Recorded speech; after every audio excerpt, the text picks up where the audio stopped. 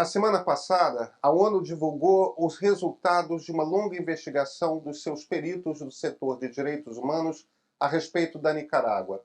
De saída, vamos falar uma coisa aqui às claras. Daniel Ortega comanda uma ditadura, comete crimes contra a humanidade que em nada devem à ditadura militar que nós vivemos aqui no Brasil. Mas aí cabe uma pergunta.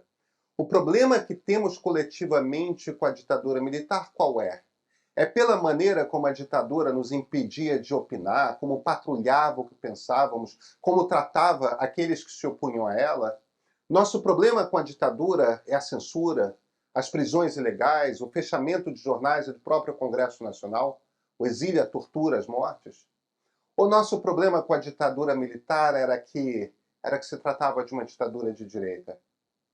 A ditadura de Daniel Ortega tira de nicaragüenses sua nacionalidade e os expulsa do país. Esses talvez sejam os que estão com sorte, tá? A ONU listou execuções extrajudiciais feitas pela Polícia Federal, prisões arbitrárias, tortura, violência sexual contra mulheres. O objetivo do regime Ortega é eliminar toda e qualquer oposição do país. Defensores de direitos humanos, trabalhadores de ONGs, jornalistas, líderes estudantis e religiosos, artistas, políticos da oposição, todos obrigados a deixar o país. Mais de 3.000 organizações civis foram fechadas, praticamente todos os canais independentes de jornalismo. Ao todo, 317 pessoas foram consideradas inimigas da pátria, traidores. Por quê? Porque pensam diferente. É uma lista que inclui políticos e jornalistas. Como o grupo de estudos da ONU tinha pouco tempo, focou nas mortes. A violência é recorrente e sistemática e vem desde 2018. A prisão é a maneira como o governo nicaragüense evita que pensadores possam dizer o que pensam, que se associem como desejam ou mesmo, em alguns casos, que celebrem sua religião como queiram. O relatório produzido pela Comissão Interamericana de Direitos Humanos inclui entre os países que encomendaram o Brasil. O governo do Chile, que é de esquerda, puxou uma condenação formal ao regime Ortega. O Brasil escolheu não estar entre os signatários. Na semana passada, não só o Chile, como também o México e a Colômbia se ofereceram para receber imediatamente as pessoas que perderam sua cidadania, muitas delas saindo aliviadas das prisões nicaragüenses. São todos os 3 países com governos de esquerda. O Brasil se manteve em silêncio. Só ontem, a terça-feira, dia 7, que nosso país disse que também estava disposto a receber os exilados. Por que não é automático para o Itamaraty imediatamente dizer que se há pessoas soltas no mundo vítimas da violência política, que as portas brasileiras são abertas? Ainda mais se tratando de pouca gente. Em qualquer outro governo seria automático, mas num governo do PT não é. Estamos em 2023, o Partido dos Trabalhadores chegou pela 5ª vez ao Palácio do Planalto e as circunstâncias do mundo não estão boas para a democracia. É hora de o PT se curar dessa neurose de ficar defendendo ditadura de esquerda latina. Não dá mais para viver as brigas dos anos 60. A gente daqui não vai cansar dessa briga. Defender a democracia é a principal missão do meio e precisamos da sua ajuda. Fazer jornalismo exige gente boa, equipamento, conexões, salários pagos em dia. A gente faz isso com os R$10 por mês que muitos de vocês pagam, sabe? Uma democracia só existe com imprensa livre e financiar a imprensa, aquela imprensa que de alguma forma serve a você, que ajuda você a ligar os pontos. Essa é uma das formas de exercício da cidadania democrática. Se o meio fizer esse papel na sua vida, assine. Eu sou Pedro Doria, editor do Meio. E esse aqui, esse é o ponto de partida.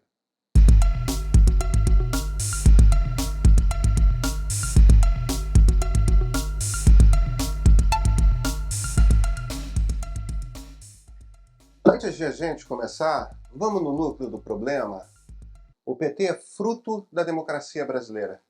O PT se fortaleceu como partido e montou uma organização formidável, muito capilarizada, com base social de verdade, na democracia que nasceu com a eleição de Tancredo Neves. Mesmo todos os defeitos do PT são, em essência, da base, defeitos da democracia brasileira. Ainda assim é um partido que disputa eleições, disputa com gana. Quando ganha, sobe a rampa, quando perde, vai para casa. Quando recebe uma ordem judicial, obedece, mesmo quando discorda, mesmo que seja ordem de prisão. Mas o PT vive uma contradição interna que, mesmo sendo um partido democrático, sendo um partido da democracia, foi criado por pessoas que vinham de uma esquerda dos anos 60 que tratava a Revolução Cubana como uma meta romântica. Muitos dos fundadores do partido têm elos pessoais com a Havana. Isso tudo é evidente, isso tudo ocorreu num contexto em que o Brasil e boa parte dos países da América do Sul viviam também em ditaduras nas quais quem era calada era a esquerda.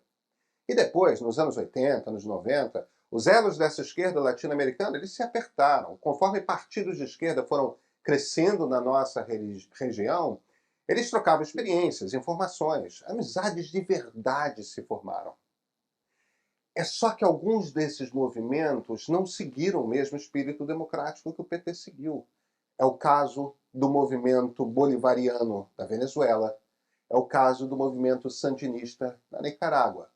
Daniel Ortega hoje é o ditador mais sangrento de todo o hemisfério ocidental, de todas as Américas. Virar as costas para Ortega, para muitos no PT, é virar as costas para um amigo. Esse amigo é um facínora. Mas não se trata apenas de uma questão moral não, tá? O presidente Lula, quando pressionado, ele explica que considera que toda nação tem o direito de fazer suas escolhas. Ele usa como argumento a ideia da autodeterminação dos povos, ou seja, cada um manda no seu quintal. Olha, o povo nicaragüense não é livre para determinar o seu caminho. Afinal de contas, na última eleição, os opositores da chapa Ortega Murillo foram presos. Aliás, a vice-presidente Rosário Murillo é mulher do presidente Daniel Ortega. A verdade é que o PT não tem problema de condenar a ditadura saudita ou de se queixar do comportamento dos Estados Unidos a toda hora. E tudo certo, tá? A Arábia Saudita é uma ditadura e os Estados Unidos abusam com frequência mesmo do seu poder. É só que essa conversa de autodeterminação dos povos é só desculpa. Gente demais no comando do PT não quer brigar com os amigos. Deu uma piscadela e já tem alguém publicando uma nota elogiosa para algum ditador de esquerda com a estrela do PT em cima. A gente vive um momento em que democracias não estão seguras. Passar pano para a maneira como Ortega ou Maduro governam é um risco, porque amanhã a gente pode ter de combater algo igualzinho aqui em casa e aqui não vai ser de esquerda. Esse é um troço. É um troço que a parte mais radical da esquerda brasileira não consegue perceber. Aqui no Brasil, quem se ferra em ditadura é a esquerda. Mesmo na ditadura que alguns deles celebram, que é a do Estado Novo ou de Getúlio Vargas, gente, os fascistas ganharam cargos no governo ou no máximo foram para um exílio bacana na Portugal do Salazar. Luiz Carlos Prestes ficou 10 anos preso. Sua mulher grávida foi mandada com sabor Ever para campos de concentração nazista. O marido de Sabor, Arthur Ebert, foi tão torturado que quando deixou a cadeia, ele havia perdido por completo o contato com a realidade. Morreu vivendo num hospício na Alemanha Oriental. Muito comunista apanhou que não acaba mais nos porões de Getúlio Vargas. E olha que os fascistas quase mataram Getúlio, tá? Quase mesmo. Chegaram a 10 metros dele na tentativa de golpe integralista. Terminou na porta do Palácio Presidencial.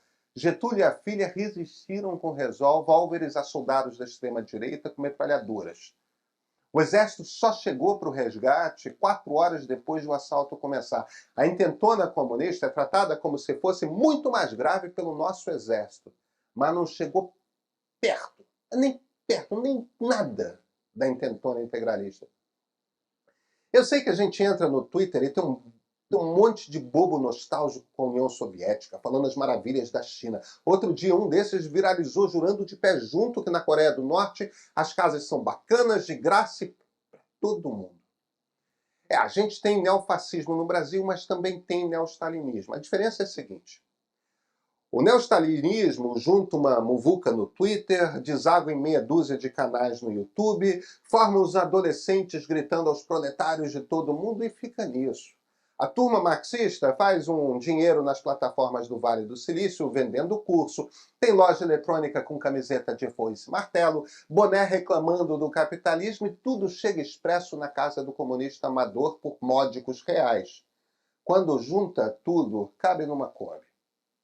O neofascismo chega ao poder até pelo voto e quando sai deixa milhões com saudade.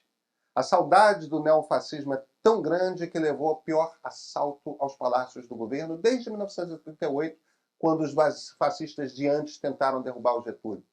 Não é só isso não, tá? Os neofascistas têm a simpatia dos donos dos tanques de guerra. A gente não vai ter uma revolução comunista no Brasil, mas a gente pode voltar a ter uma ditadura de direita cheia de militar dizendo que os comunistas são perigosos. No momento de crise democrática, a democracia precisa ser defendida com clareza. É preciso mostrar que uma democracia entrega vida melhor, produz justiça social, que uma ditadura cala a voz dos que discordam, fecham os templos que desagradam, sempre geram uma casta de poderosos no topo do regime que tudo podem.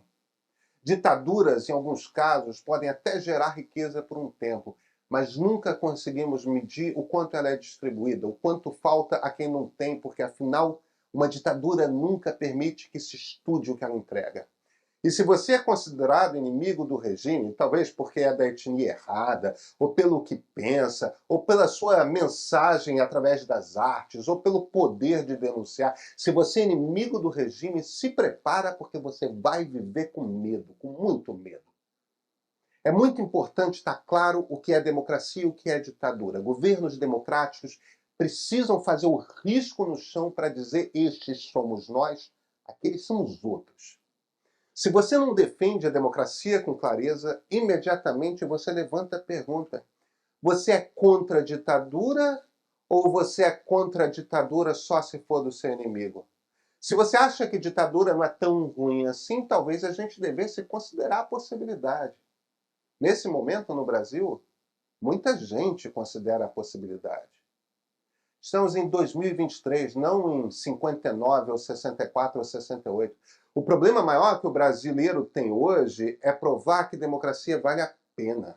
O presidente Lula e seu partido precisam crescer, e isso quer dizer ultrapassar as neuroses adolescentes. Defender democracia é trabalho para quem realmente acredita na democracia.